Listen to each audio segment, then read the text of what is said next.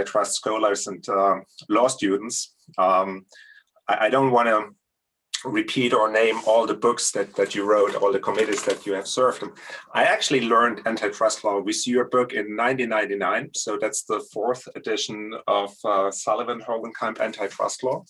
So all that I learned from about US antitrust law, I learned from you, and I think that's true for many other students. It's a great pleasure. It's a great honor to have you here. Herbert Hovenkamp is a university professor at James Dinan University, professor at the University of Pennsylvania. He has a joint appointment at the University of Pennsylvania Carey School of Law, as well as at the University Wharton Business School. And without any further ado, and because the things you're having to say are much more interesting than the things that I have to say, I would like to give the floor to you. Before I do that, I would like to mention 2 housekeeping rules. One, we're gonna record the session here. So if anyone has objections, you should leave the digital room here. And we agreed that Herb will first give his presentation. All in all, we do have 1 hour, 15 minutes. And after the presentations, there will be room for questions and discussions. Having said that, Herb, the stage is yours. Thank you very much. It's always somewhat humbling to go after Mike Winston. I've always learned a lot from his work. My talk today is going to be a whole lot less technical.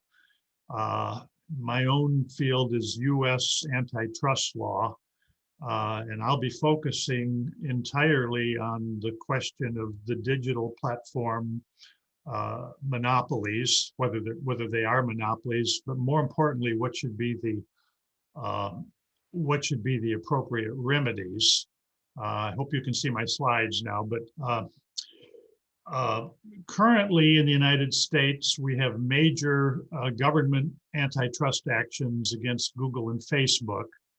The Google action was filed by the Department of Justice in the final months of the Trump administration, and then joined by several state attorneys general. The Facebook action was filed by the Federal Trade Commission and also joined by several states' attorneys general. So we've got those 2 government actions pending. In addition, we have several major private actions pending. 2 actions currently against Apple are dealing with the App Store, Apple's App Store on its iPhone, through which is kind of a bottleneck for buying software. And those are challenges both to Apple's exclusivity requirements. That is, if you're on an iPhone, the only way you can buy software is through the App Store. Google has the same requirement with respect to Google Play on Android devices. And then there's also what looks like it will be a pretty major consumer class action against Amazon, challenging mainly most favored nation clauses in Amazon's various deals with the manufacturers and suppliers who provide it with things to sell, but focusing largely on booksellers and MFN clauses in ebook deals.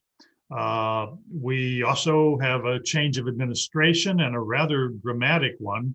The Biden administration, I believe, if anything, is going to expand antitrust enforcement. Both of the major actions were filed during the Trump administration. And one of the interesting things about these platform actions is that there's a certain amount of alignment of our 2 major political parties who are not agreeing very much about anything else, but they do agree that something needs to be done about the big digital platforms, although they have rather different agendas and different concerns. There's also proposed legislation in the Senate that deals with a number of issues, principally mergers and some exclusionary practices.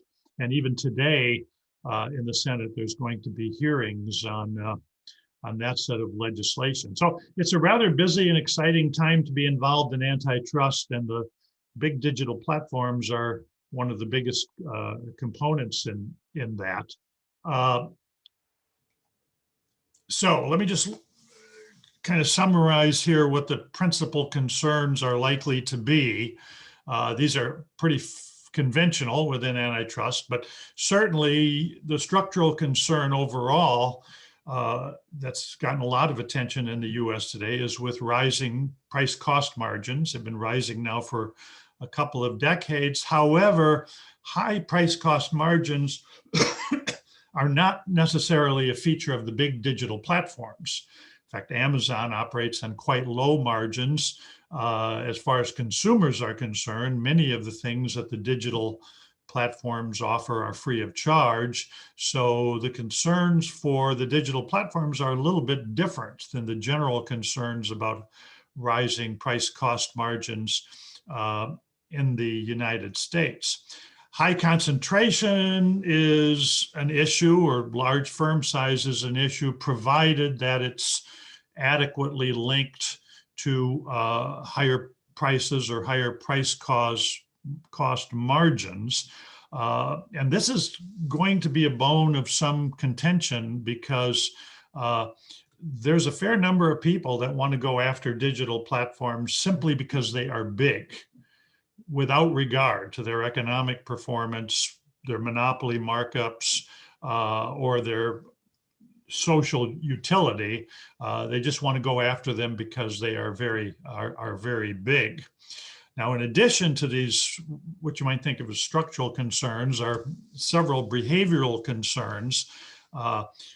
Probably the most prominent one that is manifested in the current round of antitrust complaints, and that's both the private ones and the government ones, are various types of exclusive contracting, exclusive dealing or quasi-exclusive dealing, discounts, and most favored nation clauses.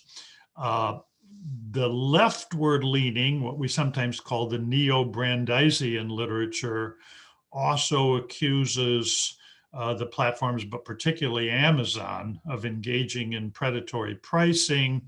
At least one predatory pricing complaint against Amazon has already been brought and failed. It was dismissed by the Second Circuit about 3 years ago.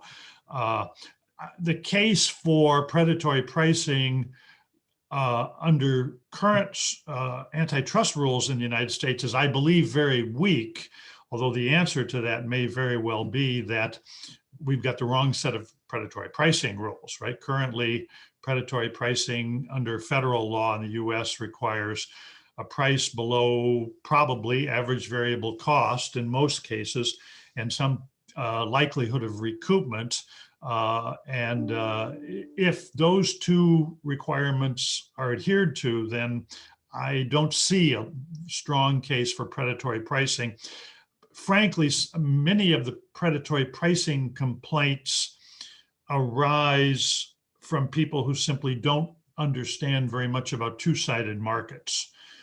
For example, they don't understand that in two-sided markets like Google search, firms get their revenue from one side and address customers on the other side, and as a result, a zero price is not necessarily a predatory price. Anti-competitive mergers are also on the horizon. The Amy Klobuchar bill, which is going to be debated in the Senate, and I think has a vastly increased chance of passage in some form, maybe not exactly the way we're looking at it now, will greatly increase merger risks for dominant firms in more concentrated markets. I haven't done the math on this at all, but my instinct is that it will bring them somewhat closer to the standards that Mike was talking about in the earlier address this morning. But there definitely will be ramped up merger enforcement,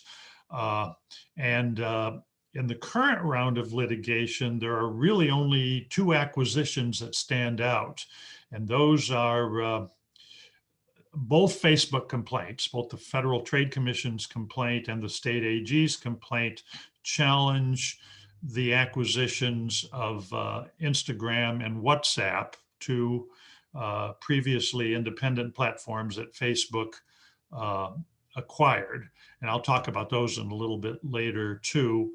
And then kind of a miscellany of exclusionary practices, including refusals to deal. Now, I should add to this, the final point on this slide is that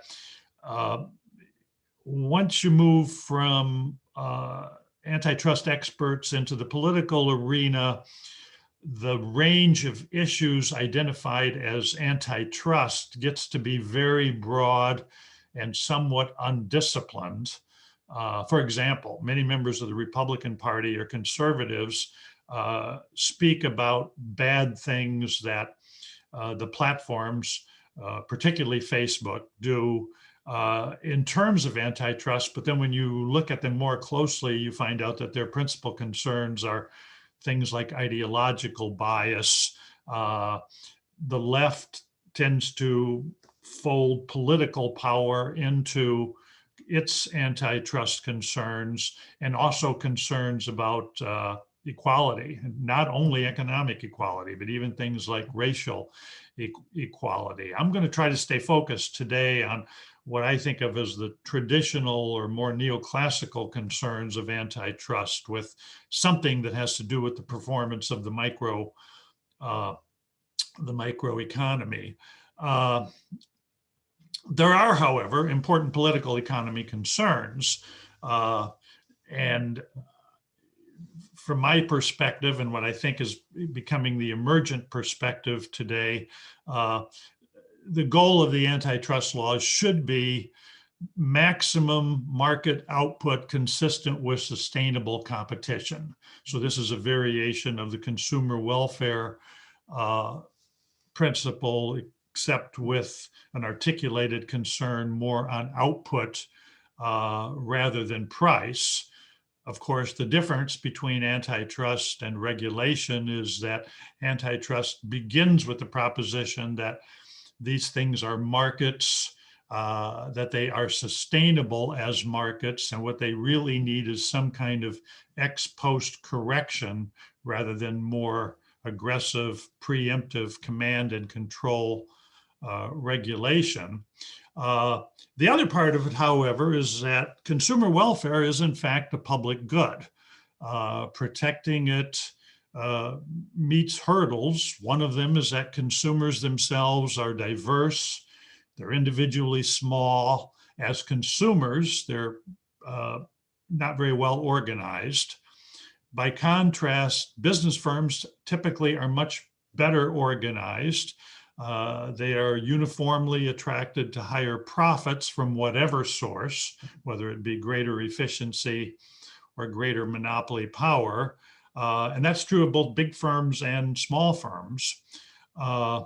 Size under this principle is of a concern only if it's accompanied by unreasonably high margins and reduced output, with output measured by quantity, quality, or innovation. And the concern with high output also reflects, I think, the appropriate antitrust concerns about labor.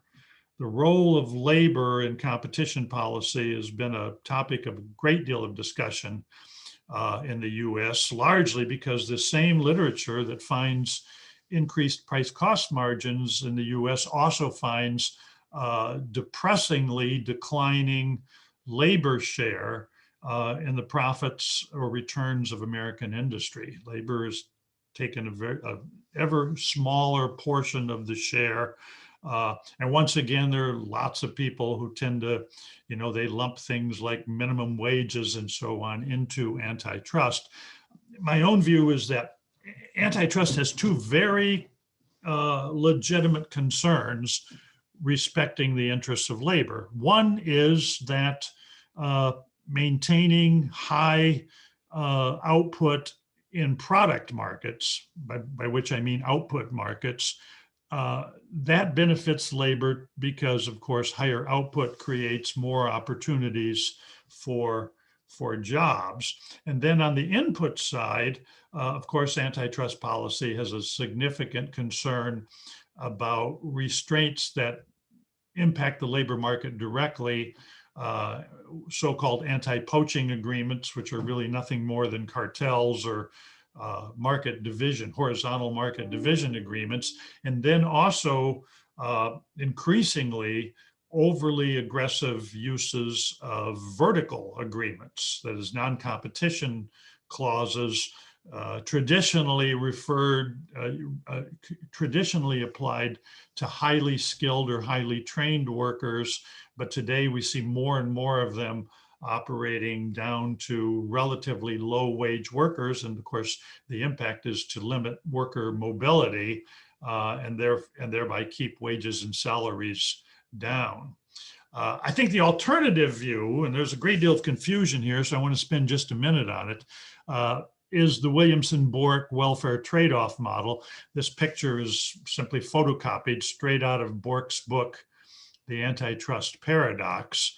Under the Williamson model that Bork adopted, you would look at a merger or a joint venture or other challengeable practice under the antitrust laws, and you would compare the deadweight loss. This figure is really, the figure Bork printed is really an adaptation of a figure that appeared in an important article Williamson wrote in the late 60s. But on the one hand, you have a deadweight loss that results as this merger or other practice brings this market from a competitive state to a more monopolized state. And then on the other side, this rectangle is the cost savings. Mike talked about those too quite a bit this morning. Production cost savings that result from a merger or a joint venture. And of course, within the trade-off model, Williamson said initially, you need to basically decide which of those two figures is bigger. If the cost savings are greater than the deadweight loss, then this event, merger or otherwise, is welfare positive and should be approved. If the deadweight loss figure is bigger, then of course it's welfare negative and ought to be condemned. The white triangle up here, of course, is the wealth transfer, which Williamson regarded as welfare neutral. It is welfare neutral within the neoclassical model. Antitrusters tend not to see it that way. They have a very big concern about what happens to this, to the wealth in this rectangle, and regard it not as simply neutral. Now, some important things to consider, because it was not Williamson's version, but rather Bork's version of this model that became so influential and remains extremely influential in the US. First of all, Bork took the welfare trade-off model and renamed it the consumer welfare model. This has provoked controversy and misunderstanding in antitrust policy ever since, including today, because there has been a tendency to lump welfare trade-off concerns with consumer welfare concerns. And you particularly see them here, where you look at Bork's own picture. Bork spent a lot of time in the antitrust paradox talking about the deadweight loss, which he tended to minimize, the cost savings, which he tended to emphasize, the wealth transfer here, which for him, as for most neoclassical economists, was a matter of indifference. The one thing Bork never talked about, however, was these 2 points right down here, which is the output effect of this merger or joint venture. Q1 on the right is basically output prior to the merger or joint venture. Q2 is output subsequent to the merger or joint venture. Now, in Bork's particular figure, it appears that output as a result of this merger is roughly half of what it was before the merger. Of course, it's not necessarily half. Whether it's larger or smaller than half depends on a number of factors, including the amount of power created, the shape of the demand curve, the size of the cost savings, and so on. But what Bork really never inquired about very seriously is really what kinds of practices produce significant cost savings, so significant that they completely reverse the price consequences of a merger. At the same time, they result in very significant reductions in output. I mean, first of all, the most obvious economy from a merger or joint venture is an economy of scale, which accrues at higher rather than lower output. Fixed costs change the calculus very significantly, and this is particularly relevant with respect to digital platforms, because as output goes down, fixed costs per unit always go up. And so that once again it invites us to consider whether there can be events like Bork described that significantly reduce output at the same time that they increase net efficiency, or are they something that Coase 2 or 3 times somewhat derisively referred to as blackboard economics? That is to say, it's pretty easy to draw this picture on a blackboard, and many antitrust professors and economists have done it, but without ever considering exactly how often it is that mergers or other events that reduce output significantly also result in greater efficiencies. So the consumer welfare approach properly defined, which is the one I'm really defending today, looks for mergers or other events that increase output.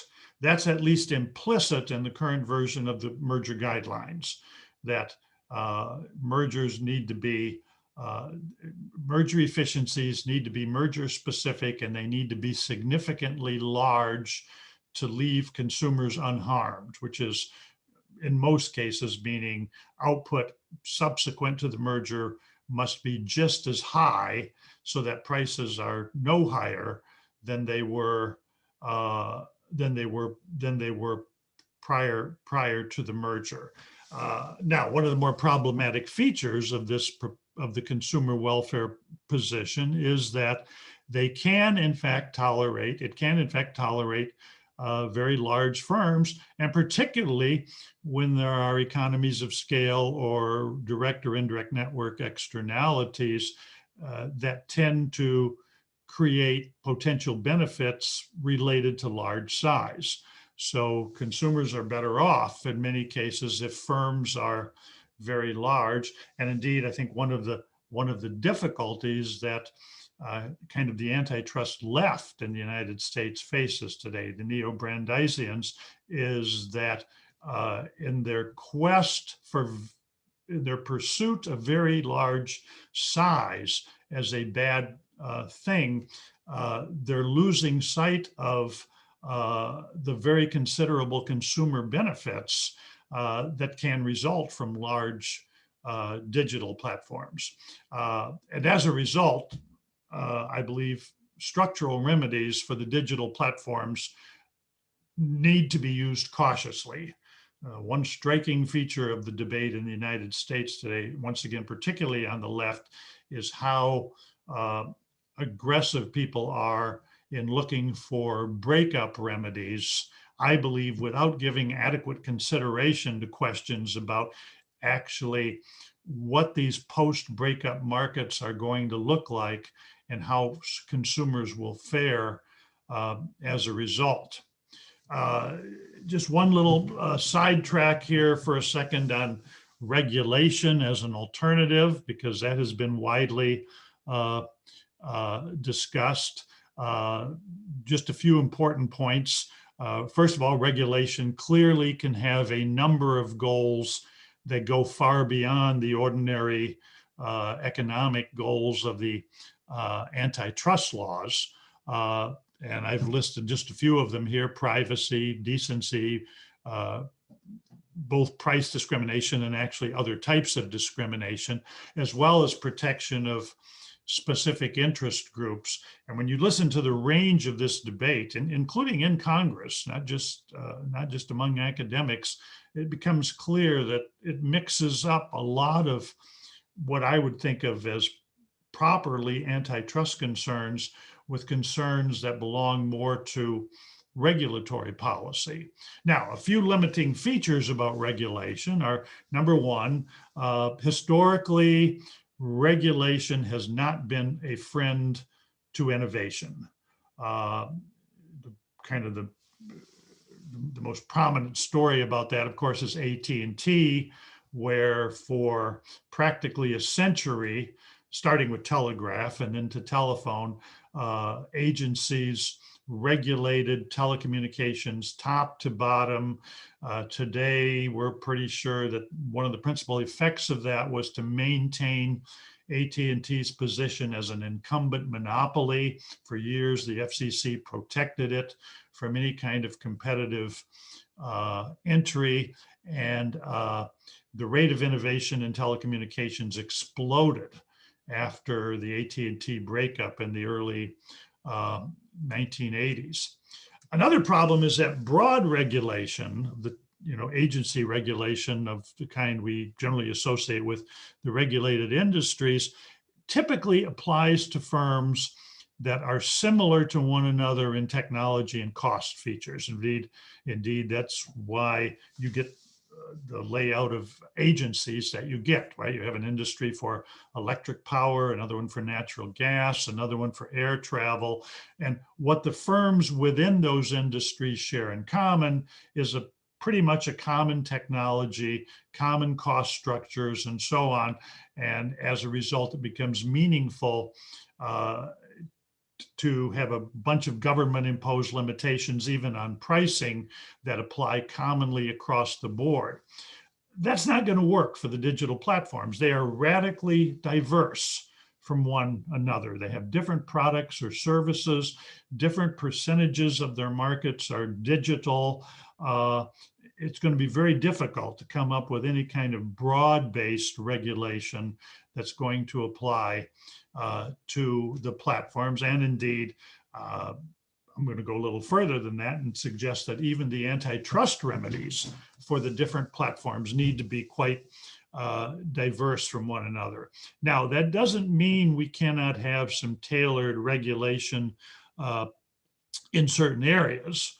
One of them pertains to use of consumer information, use sharing, right of consumers to opt out, and so on. Closely related to that is concerns about privacy.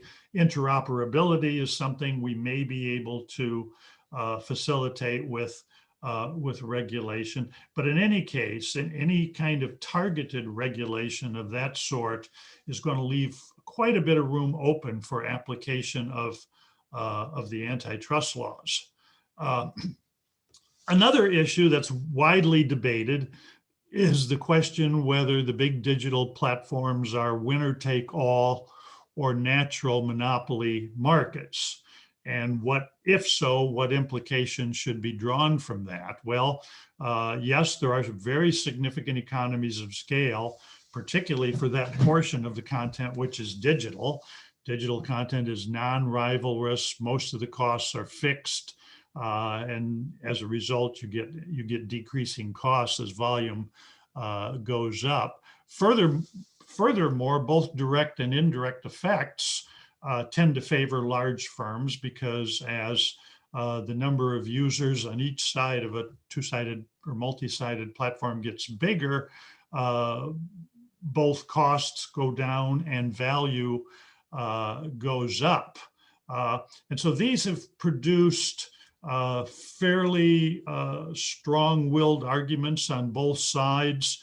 One is from the right, is of the nature, well, antitrust should not be trying to inject competition into markets where competition has no place to begin with, because these are, in fact, natural monopolies. And indeed, if you go back a half century or so, you'll see that there were natural monopoly defenses, particularly in the newspaper industry, for various antitrust claims.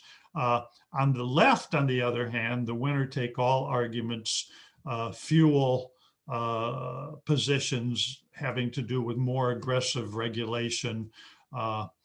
And actually, I should add breakup, although the people who make that argument really don't make the connection that if in fact these are natural monopolies, breakup may create very unstable situations. That is, if you break up a natural monopoly, then you may not be able to get sustainable competition in it. Personally, I don't believe that the platforms, in fact, I don't think any of the platforms are winner-take-all markets, and for a number of reasons. One is the widespread availability of multi-homing, which is basically the practice by either consumers or other participants, but mainly consumers, of being able to access different platforms simultaneously or in very close proximity in time of one another. So for example, you can have both an Uber app and a Lyft app on your iPhone. You can have multiple search engines, multiple browsers, and to the extent people can switch back and forth, there may be less room for winner-take-all situations. More important is interoperability, which I'll talk about in a little bit, but it can mean in effect that even if a digital platform is a winner-take-all network, there still may be a great deal of room to the extent we can encourage competition within the network rather than between different networks. And of course, today, the best known example of that is the telephone system. The telephone system is, in fact, a unitary network.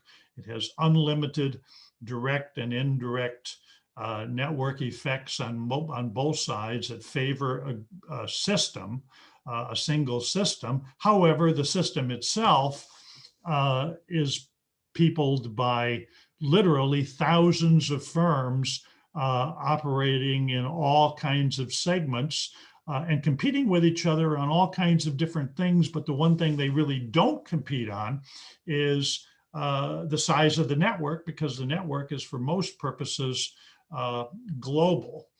Historically, I also think it's awfully premature to talk about the big digital platforms as winner-take-all markets, particularly if you look at their history. The historical monopolies in the United States, they go back to Gilded Age ones, American Can, Standard Oil, Carnegie Steel, and then later on, A&P during the Depression, during the 1930s, large chain store, IBM in the 1960s and 70s that provoked a major unsuccessful antitrust case by the government. Kodak, which had both a monopoly system and dozens of antitrust cases brought against it through the bigger part of the 20th century. And then, of course, Xerox, which acquired a dominant position in plain paper copying in the 60s. None of those four firms is dominant today. A&P is a shell of its former self. IBM still has a very successful position in platforms and cloud computing, but it has nothing like the dominance of the computer industry that it once had. Kodak is probably the saddest story, going from a dominant firm by the description of courts in the 1980s, cases like Berkey Photo versus Kodak, to bankruptcy, mainly because of excessive path dependence and investment in chemical film photography as the rest of the market was moving into digital. And then, of course, Xerox, whose market share evaporated as its various acquired patents began to expire. And so I just invite you to think about a couple of things here, one from The Guardian, one from Tech News World. This is 2007, not that long ago in the lifetime of monopolies. Featured articles that year complaining about MySpace being a permanent natural monopoly. Facebook had already been developed by that time, but of course today, Facebook is the dominant social networking site of concern. And there are plenty of people out there that don't even really know what MySpace was anymore. That is to say, we have technological turnover among the big platforms, just like we have among more conventional technologies. Google displaced large parts of Microsoft, for example. I think today it's fair to say that the biggest factor undermining the notion that the large digital platforms are natural monopolies is product differentiation. Pretty much everybody acknowledges this. Most of the theory of natural monopoly, which you might think of as the classical theory of natural monopoly, made assumptions about common technologies and cost structures. And so, you could show that based on a given market demand curve, a given set of assumptions about declining costs, there would be only room for one firm in the industry. And typically the markets to which that theory was applied were things like public utilities, electricity, natural gas, bridges, railroads, air travel, trucking, but the big platforms are extremely differentiated from one another. And when they are differentiated, then we no longer have a common demand curve. And most of what we know about natural monopoly or network externalities gives way to the fact that there is probably always room for a differentiated entrant to come in. Indeed, the Facebook complaint filed by the Federal Trade Commission in December acknowledges that fact, that the only entrants likely to come in up against Facebook are not going to be lookalikes.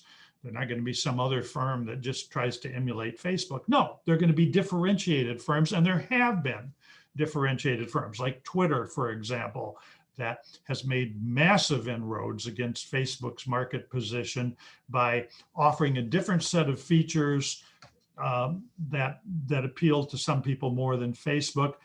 TikTok has done a version of the same thing. The dramatic rise of Android. Android was another acquired asset that Google purchased vis-a-vis the Apple operating system. So in general, this winner-take-all problem is actually bigger as it becomes more difficult for firms to differentiate. And there, I think, there is a problem with search engines. Google has managed to maintain a 90+% of the search engine market, heavily addressed in the Justice Department's complaint against Google. And then the question is why, given that there are not only several search engines, but some of them like Bing are being pushed by very large firms like Microsoft. And of course, one explanation is that Google search is in fact a winner-take-all market, that searching is a winner-take market. And because it's already the biggest one, it always has cost or network effect advantages over any competitor. That is, I think, I haven't seen an answer yet in the Google case. There were answers filed in the Facebook case yesterday, but one possibility is that yes, it's a winner-take market. Somebody's always going to have a monopoly in that market. The other side, which is the side that the position the government takes, is that the main reason they have the dominant position that they do is because Google is the default search engine in the United States in both Apple devices and Android devices. In Europe, the story is a little bit more complicated because there's now choice for Android devices. And so then the question is whether being the default creates enough of a disincentive to change to give Google an advantage over other search engines that are not selected as the default. The other quite durable technology has been Microsoft's Windows operating system, which remains dominant. Indeed, the Windows operating system has roughly the same market share today as it had during the Microsoft case, which is now 20 years ago, with the one important difference that the Microsoft case 20 years ago excluded the Apple Mac OS from the market. And today we tend to put the Apple Mac OS into the same market as the Windows operating system. In part, the reason for that change was that at the time of the Microsoft litigation, Apple was using Motorola processor chips, and then later on it switched to Intel chips, with the result that the processing architecture of the two became more similar. Interestingly, currently Apple's in the process of switching to its own chips. But if you subtract the Apple OS out of the desktop, laptop market, then Microsoft's market share goes back above 90%. And that's not a whole lot different than it was 20 years ago. One of the most significant features limiting winner-take-all status, as I suggested earlier, is interoperability. Even a natural monopoly, the term I used here is commons, because we use commons. Commons basically evolved as shared options for certain types of natural monopolies already even in the Middle Ages in Europe, where things like fisheries, pastures operated as unitary markets within communities. However, the markets themselves were shared. So for example, a fishery might be a single body of water for fishing, owned and operated by dozens or even hundreds of firms. And so, yes, there might be a single market that operates as a natural monopoly. However, it's possible to have competition within that market.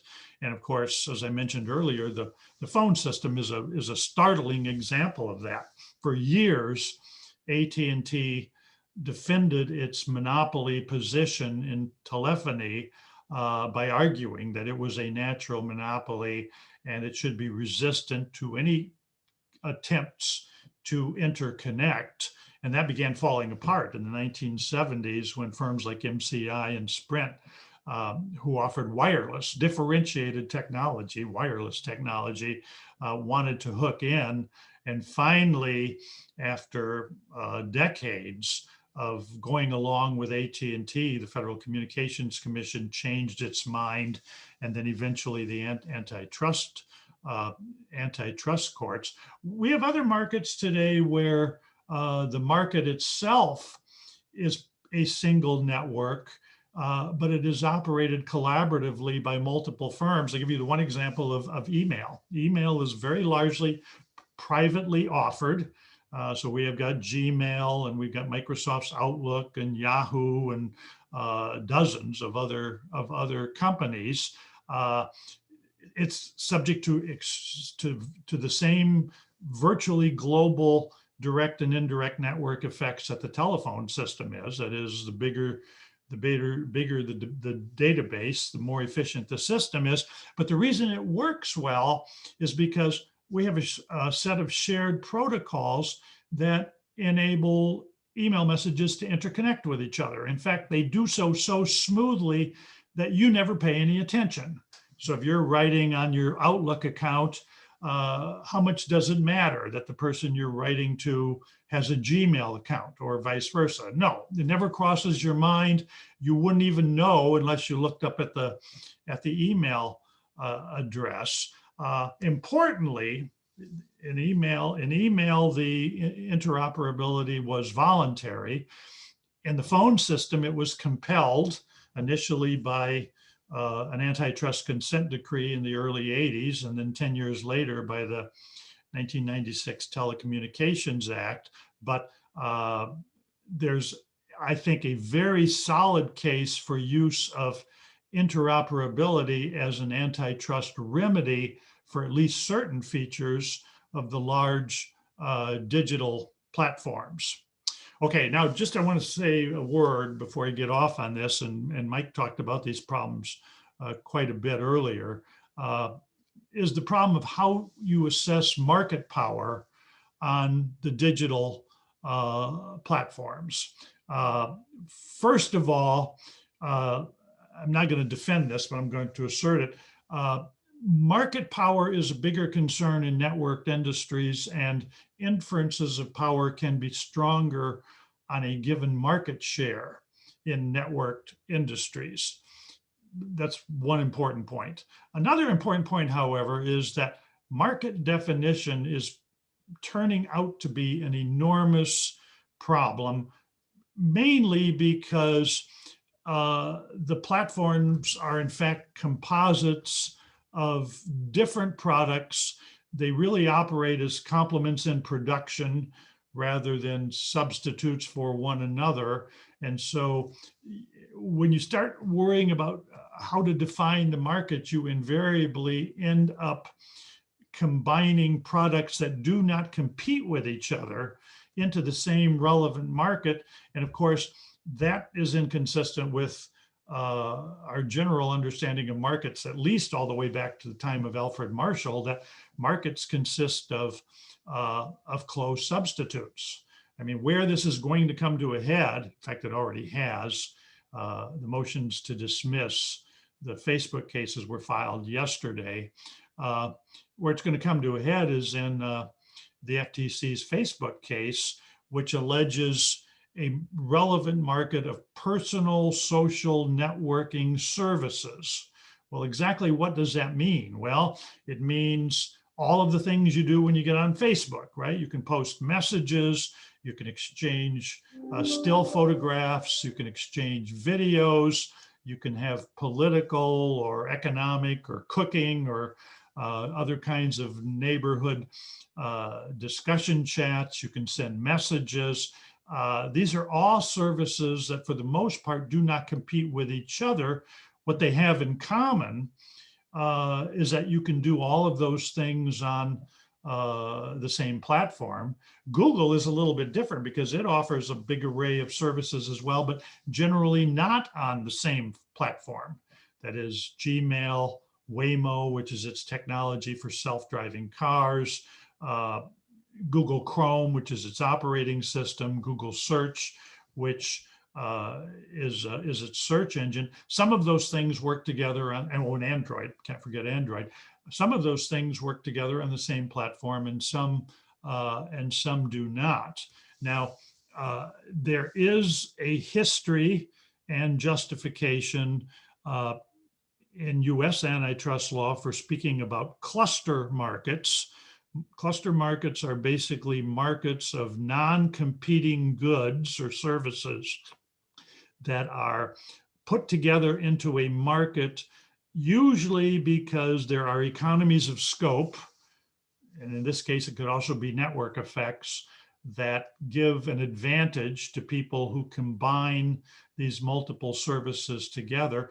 And furthermore, it has to be difficult to combine them together. So, there has to be some limitation on copying. Interestingly, neither the Google complaint nor the Facebook complaints uses the term cluster market. I think invariably that is, however, where the litigation over market definition is going to have to go.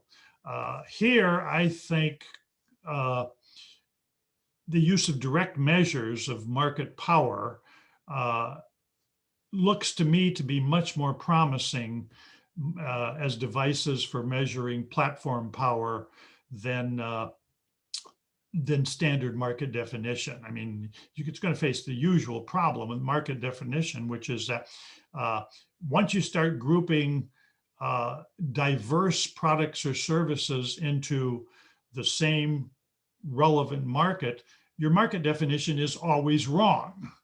I mean, for example, I'll give you one example that's already arisen in both the Google and Facebook cases. Is there a relevant market for digital advertising? Well, first of all, there's an enormous market out there for traditional non-digital advertising, the kind that's printed in newspapers, magazines, billboards, radio stations, and so on. If you say there's a relevant market for digital advertising, then you're implying that digital advertising and conventional advertising do not compete with each other at all. That is clearly wrong. On the other hand, if you lump digital and traditional advertising together into the same market, that implies that they're perfect competitors, such that customers are indifferent. And that is clearly wrong as well. That is to say, market definition is necessarily binary in its approach. It either treats two things as competitors or as not competitors, but cannot meter anything in between. Direct measurement, of course, can do that. And it's going to be very interesting to me to see how these things get developed in the Google and Facebook litigation. But the other, just a couple of observations here. One is that the Supreme Court sort of threw a wrench into this in the Amex case by declaring, this is the 5-justice majority, by declaring that if a case is vertical, it involves vertical restraint, power can be assessed only by means of a market definition. It was offered in the case with no coherent justification. The issue was not briefed. It completely ignored the vast literature on methodologies for assessing power, but now it is a Supreme Court decision, and so people who need to litigate around it are going to have to deal with it. On the other side, the transactions that are at issue with respect to the big digital platforms are all digitized, and as a result, the data you need in order to assess market power directly are typically available. That is to say, once you have data about demand responses to price changes and so on, it becomes much more manageable to use direct measures of market power. Now, just a few basic principles about remedies. Number one, I think I already made the first point on this slide. If the platforms are not natural monopolies, then they will require exclusionary practices to perpetuate dominance. But number two is, number one, a judicial antitrust remedy can occur only if a violation is found. You don't want to go to the remedies too quickly. You first got to prove something has done illegally. Now, a legislative remedy could be affected without a judicial finding that a statute was violated. But then, of course, you've got to deal with the fact that legislative remedies typically apply to large groups of what in this case would be diverse firms. Breakups by any means, and breakups are at least legally possible, both as the result of an antitrust decree and as a consequence of legislation.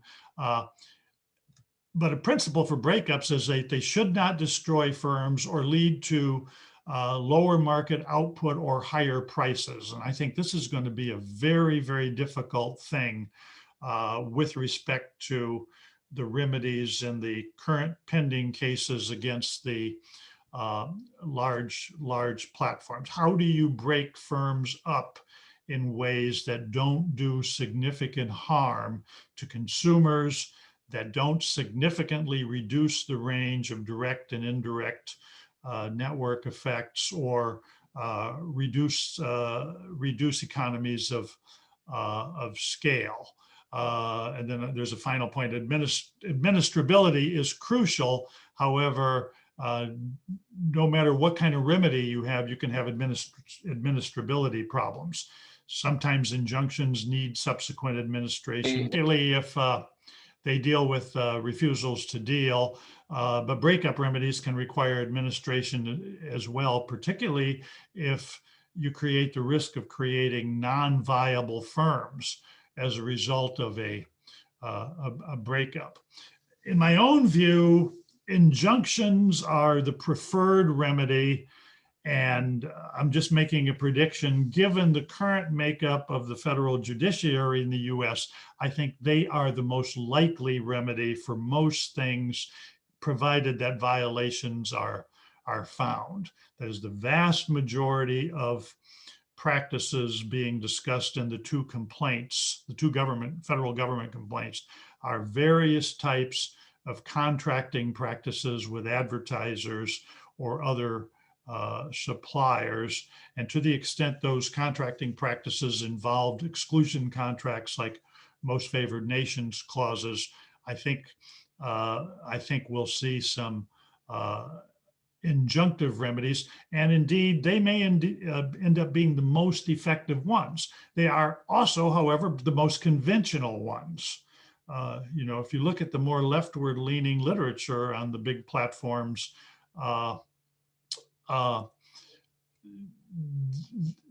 they don't generally regard injunctions as being effective. They want to do something much more substantial. Line of business restrictions are also getting a lot of attention in the current debate, particularly with respect to Amazon. These basically are restrictions that originated in the regulated industries, particularly the railroads. States were very fussy about making sure that railroad business did not spill over into things like hotels, coal mines, and things like that. This became a big issue during the debate over the AT&T breakup and the concern for segregating telephone instruments from the lines. And today it's come up with respect to Amazon, and particularly with Amazon's simultaneous provision of sales services to third parties, even as it sells its own goods. Elizabeth Warren ran for president on a proposal that included segregating Amazon's third-party business. So Amazon would be required, if it wanted to sell both its own products, like Amazon Basics, and third-party products, it would have to do it on two separate websites. Personally, I think that order would be a huge mistake. I think Amazon's mixture of in-house and third-party products works in the same way as it has always worked with respect to retailers, who have typically sold branded goods and house brands together. And there's number one, it gives consumers a broader choice. And number two, the presence of the house brands tends to pull the presence of the name brands lower. Now, the Neo-Brandeis literature looking at this, they tend to look at little idiosyncratic products that Amazon sells and then copies, and that could be a problem. Amazon may improperly copy products that it's selling by third parties, although it could do that whether it was selling third-party products or not. But by far the biggest share of Amazon's own products on its website are in areas like batteries, just plain old alkaline batteries, where Amazon's biggest competitors are firms like Duracell, which is owned by Berkshire Hathaway, or it sells Amazon basic small appliances in competition with Black & Decker and so on. And I think here, the main impact of Amazon's own house sales vis-a-vis these third-party sales is to force the third parties to lower their prices in order to compete more effectively with the Amazon Basics brands. And I would not like to see a decree that segregated those things and took that kind of price pressure away from the brands. Historically, of course, the remedy has been, Tom, how much time do I have, Thomas? So actually, it would be great if you could leave some time for questions, so 2 or 3 minutes, and then we move to the question section. Okay, asset divestiture, widely talked about for reasons I've told you before. I don't think it's going to work very well for most of the big platforms, with one exception, and that is undoing of mergers. That is to say, Instagram and WhatsApp in the case of Facebook.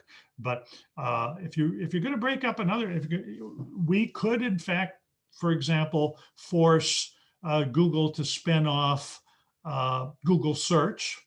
But if Google Search is, in fact, a natural monopoly, that's not going to break up any monopoly. That's just going to sell the monopoly to someone else. And then the remedy I've already discussed, and then I'll stop with that, is interoperability. I think compelled interoperability of the kind we got as a consequence of the AT&T divestiture decree and subsequently the Telecom Act has a great deal of potential when you think about the platforms, the way they use consumer data and such things. And I think we could see more of that as useful remedies against the platforms. Okay, I'll stop with that. Thank you. Thank you very much, Herb, for this these insights and the current discussion in the US. And I'm sure you provoked many thoughts, but also questions. And so I'd like to ask, are there any questions for Herb?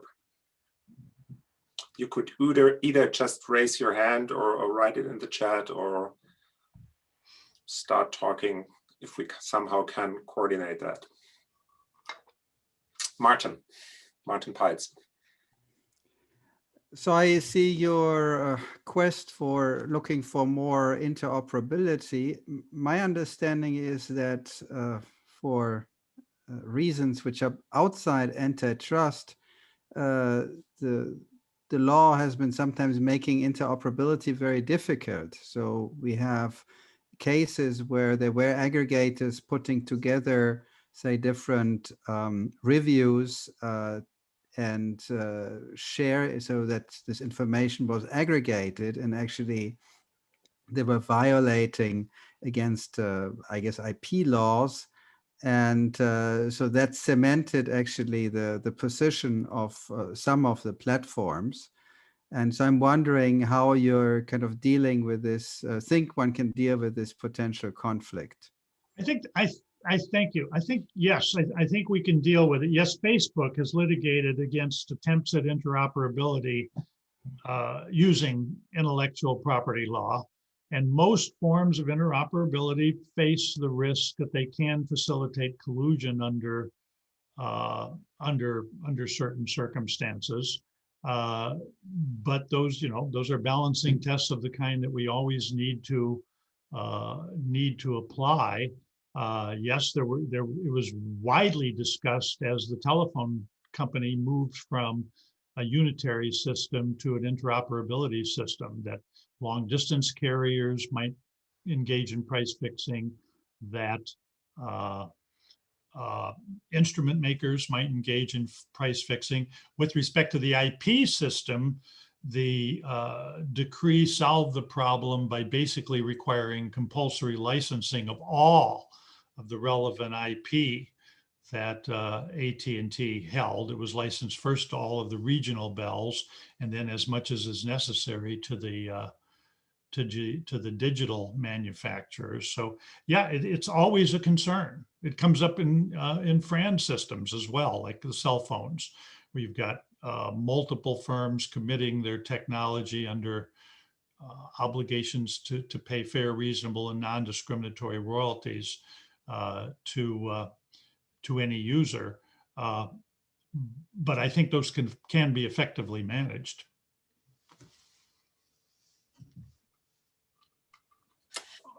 Any further questions? Georg Götz. First of all, thanks for this wonderful talk. I would have loved to see you in the first panel we had as a discussant, because in my view, it was quite different opinion there. But anyway, I have one question. You seem to be much more critical with respect to regulation as envisioned by the Digital Market Acts in Europe. But one question is with respect to your Facebook merger discussion or as divestment with respect to WhatsApp and Instagram. Yes. If I understood you correctly, you mean that this should or could be broken up. So this is closely related, of course, to this discussion of killer acquisitions.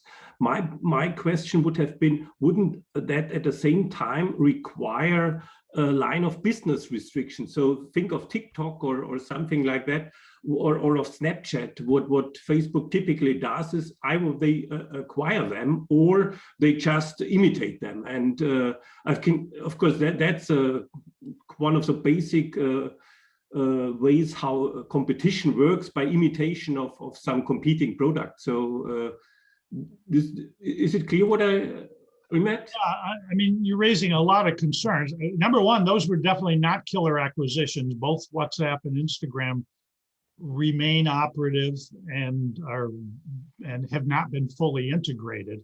And I think that's one of the things that tends to justify the divestitures here. There's still an Instagram platform. There's still a WhatsApp platform. The acquisitions were approved by the government at the time. They really were not challenged. And the motion to dismiss in the Facebook case makes a big deal of that, although we don't have res judicata on decisions not to pursue a merger. So the FTC would not be bound by them. And in any event, the state AGs would not be bound at all. The Supreme Court has already held that. So I think of those as the least problematic of what you might think of as quasi-structural remedies. I say quasi-structural because, there's two kinds of breakups. One is where you break up a firm that developed internally from the start. That's why the DC Circuit was very reluctant to break up Microsoft back in 2001. And the other kind of breakup that's a lot easier to pull off frequently is acquisitions that have not yet been fully integrated into the dominant firm. And that's kind of where we are with Instagram and WhatsApp. In fact, Facebook has been attempting to integrate them more fully, I believe, in anticipation of a request for a divestiture that may be coming along. For my money, the optimal solution would be divestiture plus information sharing. That is to say, information that is provided to, say, Instagram would then automatically be shared and searchable, so that Facebook users who searched would also get hits from Instagram, and vice versa. Customers would have the overriding ability not to share their information. So you'd have a kind of interoperability as between them, but they would be preserved as independent assets.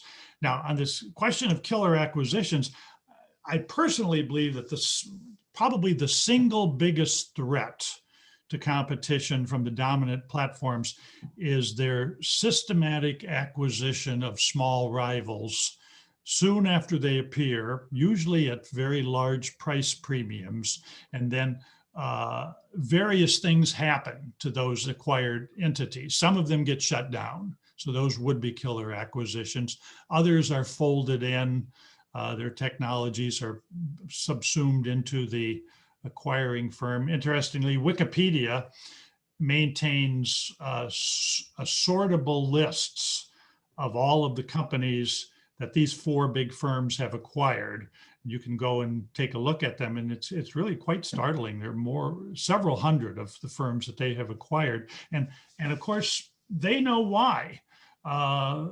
Every one of these firms, Facebook, Amazon, Apple, they all started out in somebody's garage, and they grew into viable rivals because they had some unique idea that dislodged or took business away from incumbents. And the surest way to cut that off is to keep acquiring these firms before they become very large. And I should just add that I think Section 7 of the Clayton Act is broadly drafted enough to cover these small acquisitions. Unfortunately, the merger guidelines are not. The merger guidelines are overly focused on the dangers of price increases in the short to middle run. But in fact, acquisitions like Instagram and WhatsApp really need to be dealt with as exclusionary practices. And tellingly, the Facebook complaint challenges both the WhatsApp and Instagram acquisitions, but not under Section 7 of the Clayton Act. They challenge them under their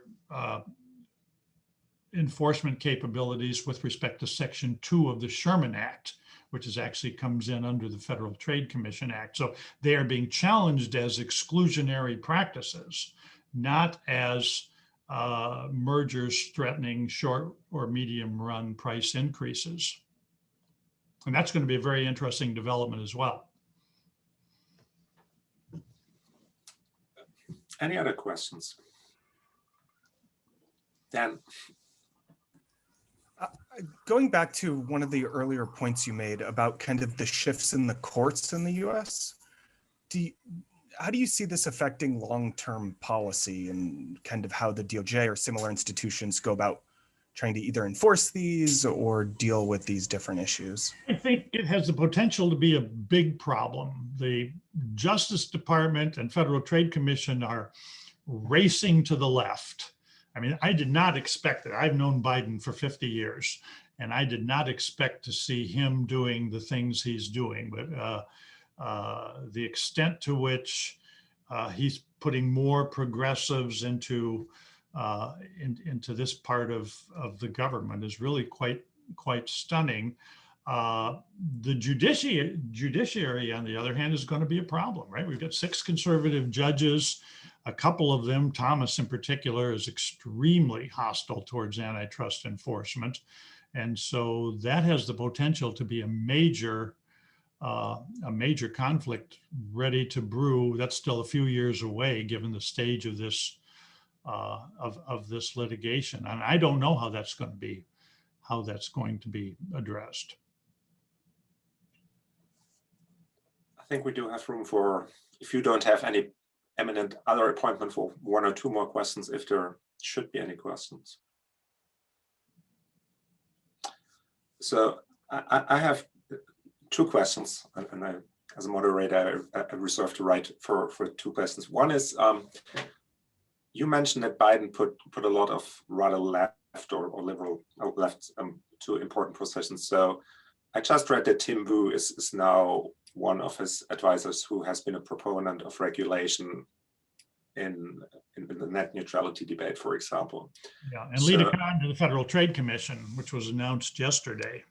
Okay, so what would your prediction be? What would be the impact of antitrust scholars like him, or scholars like him, or on policy?